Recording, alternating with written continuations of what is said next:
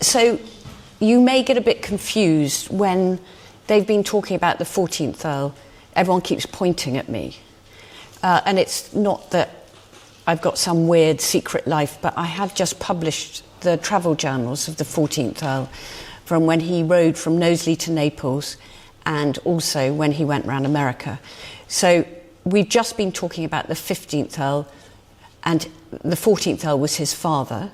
So I've just been working on him, but I'm not talking about him and his wife today. I'm talking about Eliza Farren, who is on the screen here now, and she was the second wife of the 12th Earl. And the reason why I'm here speaking about this, and I've never given this talk, so you'll just have to suck it and see, but I've never given this talk. But the lady who was going to talk about it, sadly is not well, so I had to write it last night. So she's a very, very interesting woman, and the portrait is obviously in the Walnut drawing room.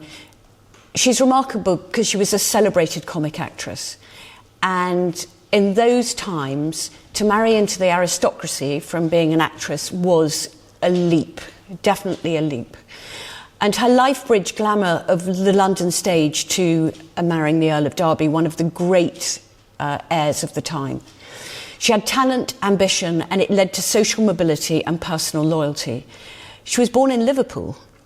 Her father was an Irish surgeon who died early and left all the children and the mother struggling on hard times, and they all became actors and actresses because they had to earn a living.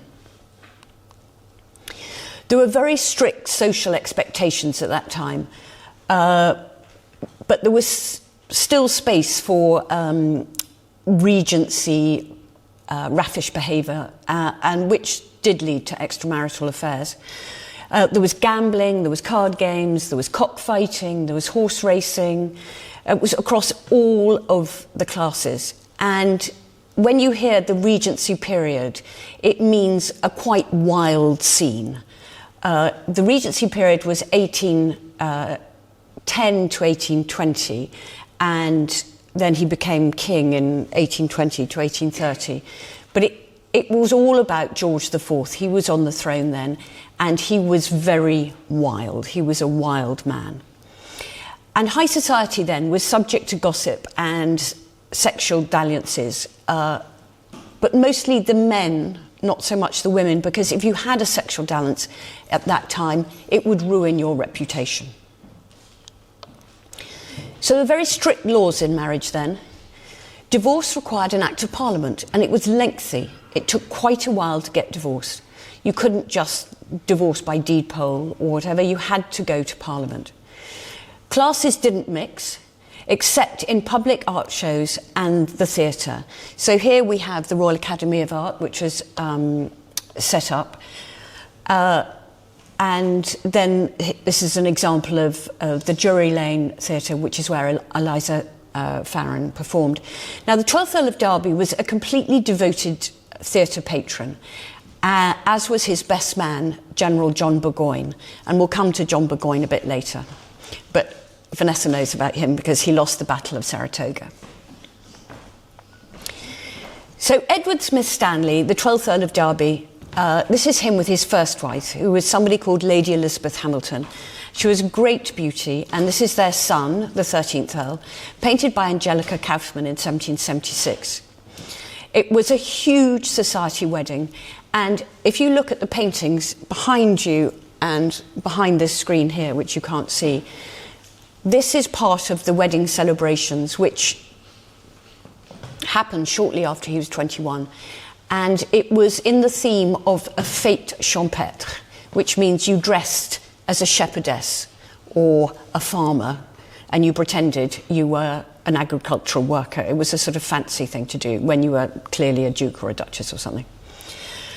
Soon after Lady Elizabeth Hamilton married the 12th Earl of Derby, she ran off with the 3rd Duke of Dorset. And I was interested because I didn't realise the connection of Anne Delaware. I mean, not Anne, which was it was Anne Delaware? No. Mary Delaware, whose mother was the third Duke of Dorset. So yet again, you see this very close relationships with families. So anyway, she ran off with the third Duke of Dorset and she went to the south of France and she left her 3 children here. So he brought them up, the 12th Earl, but didn't really bring them up. They were here or in Derby House in London and probably with minders or something or other. But he never granted her a divorce, partly because he didn't want scandal, partly because it was too complicated and it would end up in the papers, because then gossip was a huge part of life. Gossip then, it was all about caricatures, the Gazette. It's you know, it's what we would now call Facebook gossip. The 12th Earl of Derby was very well known in London society because he put on cockfights and he was a huge horse racing fan. It was the 12th Earl who started 2 classic races. In 1779, he started a race called the Oaks, which was named after the family house in Epsom. And in 1780, he started the Derby, which is ended up being called the Derby, but it could have been called the Bunbury, because his friend, Sir Charles Bunbury, and him decided they were going to have this race for 1.5 miles for 3-year-old colts. And it ended up, Derby won the coin, and so it ended up being called the Derby. But just to make it equal, Bunbury's horse won that race. So the 12th Earl entered the world of politics very early on in his life as a Whig MP. So Whig then, with an H, meant you were a Liberal. The Conservatives were Conservative Tories, but this family were, in theory, Liberal. He was a contemporary of other Liberal members of Parliament, Charles James Fox, Richard Brinsley Sheridan, the actor, playwright and owner of the Theatre Royal in Drury Lane. And Sheridan wrote The School for Scandal, which is still performed today and is still on at the West End. John Burgoyne, the 12th Earl's brother-in-law, best man and brother-in-law, wrote The Heiress, which was a play that was performed here in Knowsley Hall. So this is Eliza, this is our portrait, but there's also a version in the Met in New York. And that probably is the primary version because she didn't like this picture. She thought she looked too thin, she thought she looked bent over, and she didn't like the fact that the muff was so big, because the muff then was a sign of being a courtesan. So the first image of this was sold after the exhibition at the Royal Academy, which was in 1790. So when she was at the height of her career, and she didn't like it because she wanted the painter to put on a few more pounds, which nowadays, I mean, when I had my portrait done, I actually sent it back to the portrait painter and said, can you make me thinner, prettier and younger, 10 years after it was painted? And he said, you can't do that. And I said, yes, I can. And I said, that's what Holbein was made to do as well. So I now look prettier, thinner and younger. But she didn't like this portrait because she thought she looked too thin. But this portrait did in fact launch the career of Sir Thomas Lawrence. He then went on to paint George III and his wife Queen Charlotte, and also all of the paintings in the Waterloo Chamber. And the Waterloo Chamber is a magnificent room in Windsor Castle. And it has full-length portraits of by Thomas Lawrence, which, when I was in the fire at Windsor Castle, which I was for about 10 hours, was a real struggle to get them down off the wall because they were all screwed into the frame. So in the Waterloo Chamber in Windsor Castle, all of the portraits are that big, and we had to get 24 of them down in half an hour because the wind changed directions and the floor was covered in water as well. So that's another aside, but it's a ravishing group of portraits, and we saved them all. There was one we had to throw down over a balcony, but it survived. So as I said before, this portrait, when we were asked about propaganda, this portrait is very interesting because look at the satin of the dress. That is very expensive satin. And she was an actress, so that would have cost a fortune. And again, when it was first exhibited, it was portrait of an actress. She made him change the label, rather like Mr. Trump is doing in all the museums currently in America. He's changing the labels, particularly on slavery, but he's actually got a mandate with his Department of Culture to change the labels in museums. So he also understands that paintings are a form of propaganda. So this is her eventual husband, the 12th Earl of Derby. It's by Sir George Rumney. It's on the far side of our drawing room, the walnut drawing room. And that's what's so special about this house. You know, it's living history. The portraits are here. I'm telling you about them. If you want to go and remind yourself what they look like, you just pop along there. You don't have to go into the Met or whatever. You just pop along and you can see. So he was heir to this great fortune. He fell in love with Eliza from her stage appearances in 1780, but she refused to live with him because he was still married. He was still married to Betty Hamilton, who was actually by this stage alone on the Riviera with a young daughter, because the third Duke of Dorset had gone back to Drayton. So the 12th Earl refused to divorce his first wife, and Eliza refused to live with him because she knew it would ruin her reputation. And so she continued with her own independence, earning her own money, and until the 12th Earl's first wife had died. Then 6 weeks after his first wife died, which was in 1797, they got married.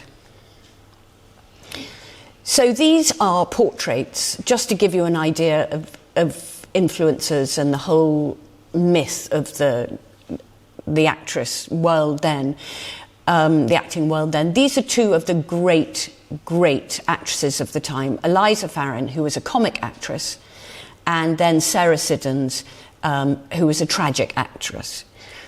So Eliza, in the 1770s, she was performing in York and Bath, but she became so well known there that David Garrick, who owned the theatre in Drury Lane, brought her to London in 1777. And she did roles. She was particularly well known for a role of Lady Teazle in School for Scandal,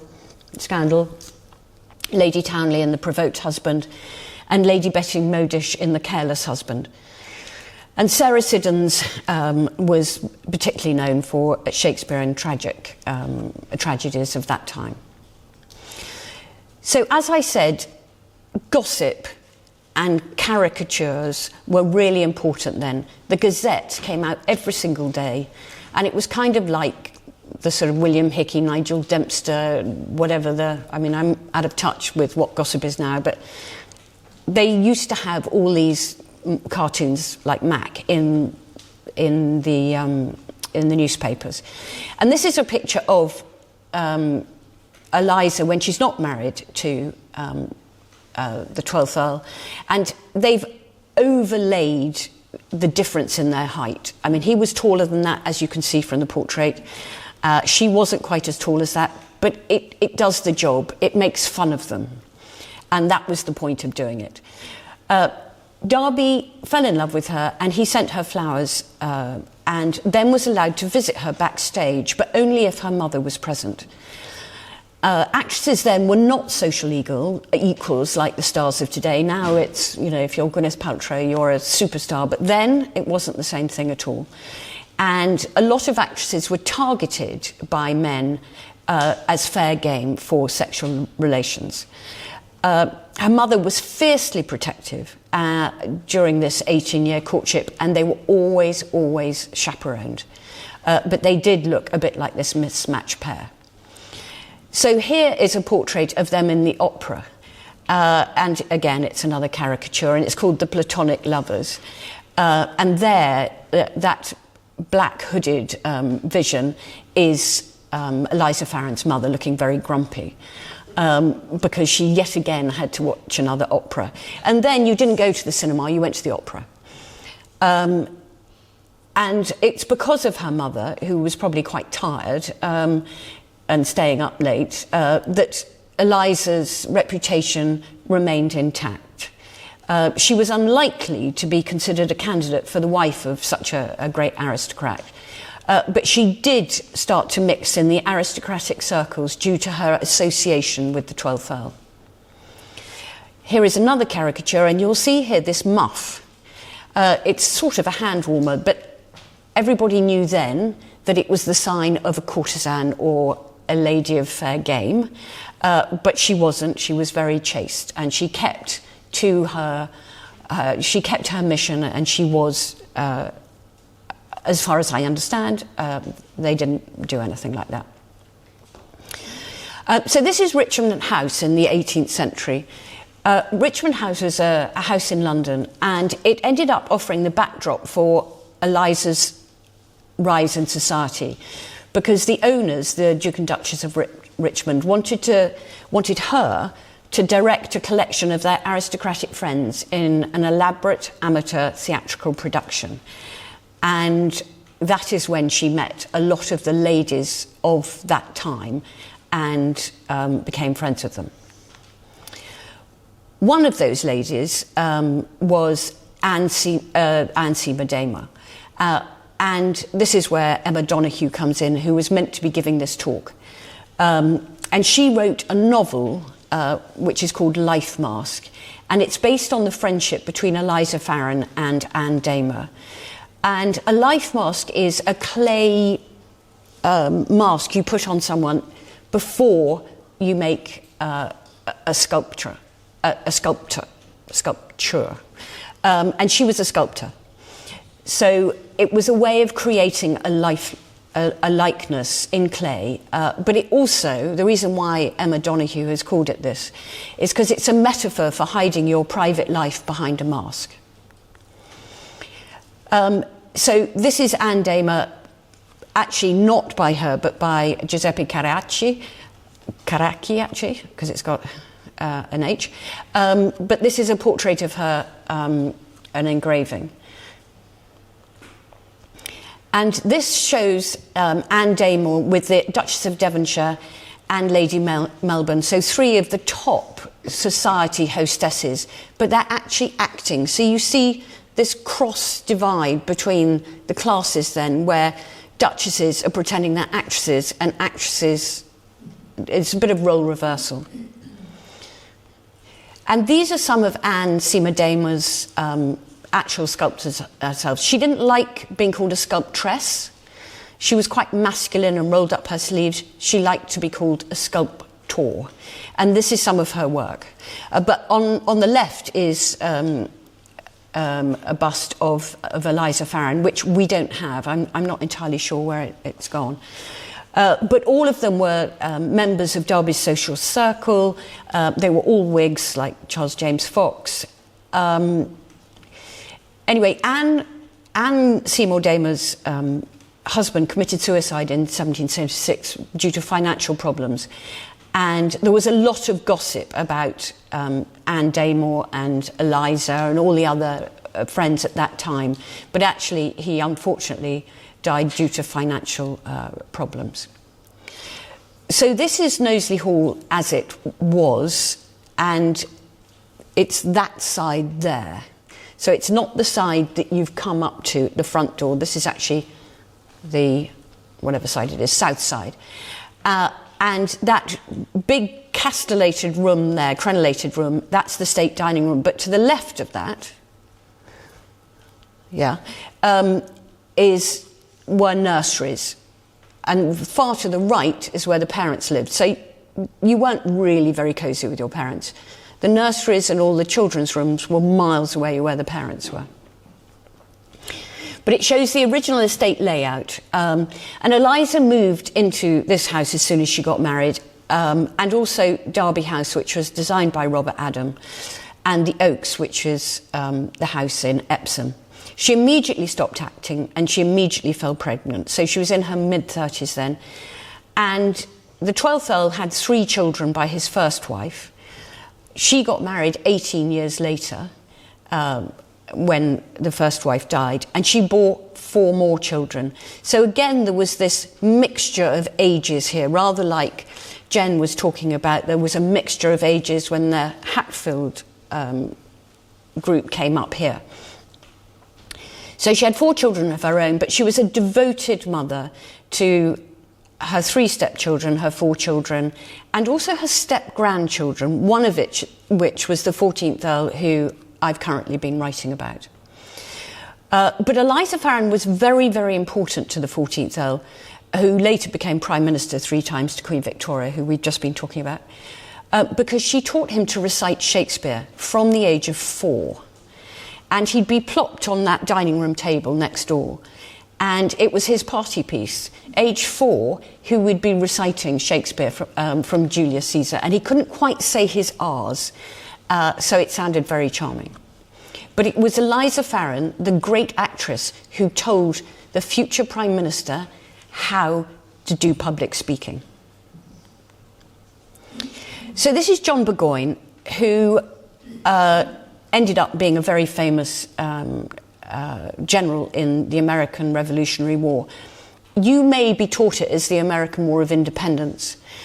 Because I'm spending quite a lot of time in America at the moment, I call it the American Revolutionary War because that's what it's called over there. But whatever it is, it's when we lost America as the colonies. And John Burgoyne married Lady Charlotte Stanley, the sister of the 12th Earl, when she was quite young. I think she was only 17 or 18, and they eloped. Because the 11th Earl was displeased with him. He had absolutely no money. He was a raffish, very good-looking soldier, but he didn't have what they called prospects. So they eloped. She left this house with this very good-looking, dashing army soldier. And her father cut her off, the 11th Earl.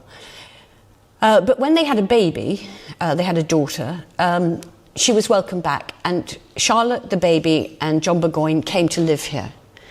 So this house just had multi-generational families all living here. The schoolroom was full of children.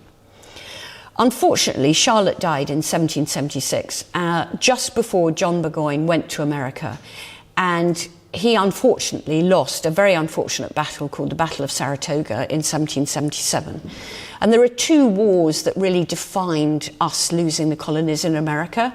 One is the Battle of Saratoga from 1777, and one is the Battle of Yorktown from 1781. And rather bizarrely, he lived here, John Burgoyne, and he was the general who lost Saratoga. And I'm the direct descendant of General Cornwallis, who lost the Battle of Yorktown, which is a curious connection. Anyway, he was widowed. He had this one child here, and Eliza Farren had lots of actress friends, one of whom she brought up here, who was somebody called Susan Caulfield. And she bore John Burgoyne 4 children, all of whom grew up here. And when he came back from America, because of his huge love of the theatre, he actually wrote plays from here, which were staged here in this house, very much like Shakespeare had done a few hundred years earlier. So this is the 13th Earl, who was roughly this age when Eliza came here, maybe a bit older. And then that's the 14th Earl as a young man. Both of them promoted the patronage of the arts.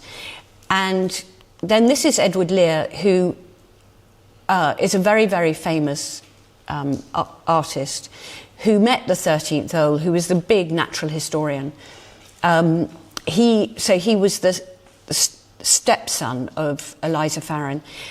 He was very bookish, very gentle, was, as I said before, the David Attenborough of his generation.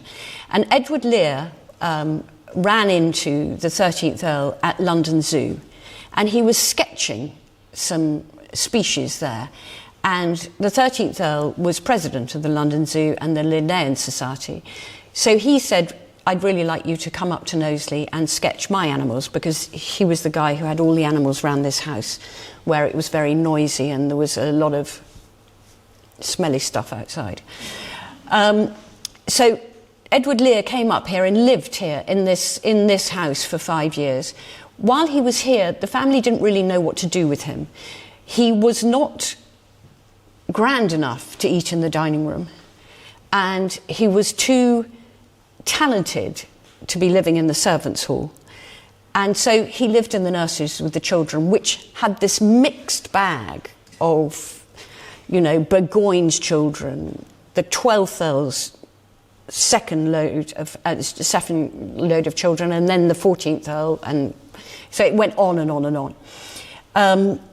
And he invited Edward Lear to come up here because he wanted him to illustrate all the species around here, because the 13th Earl wrote a definitive book that is still in print today, which is called The Gleanings of the Menagerie, and it's 2 volumes, and it was published in 1846 and 1850.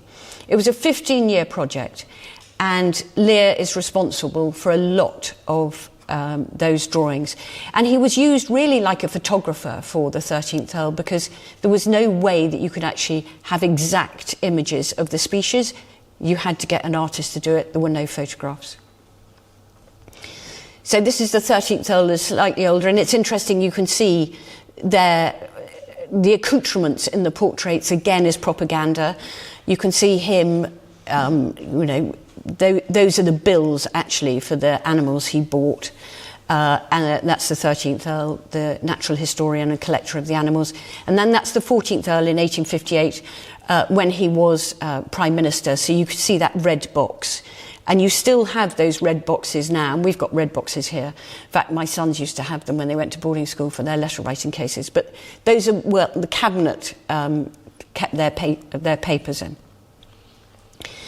And so she was the step-grandmother, Eliza Farren was the step-grandmother to the 14th Earl.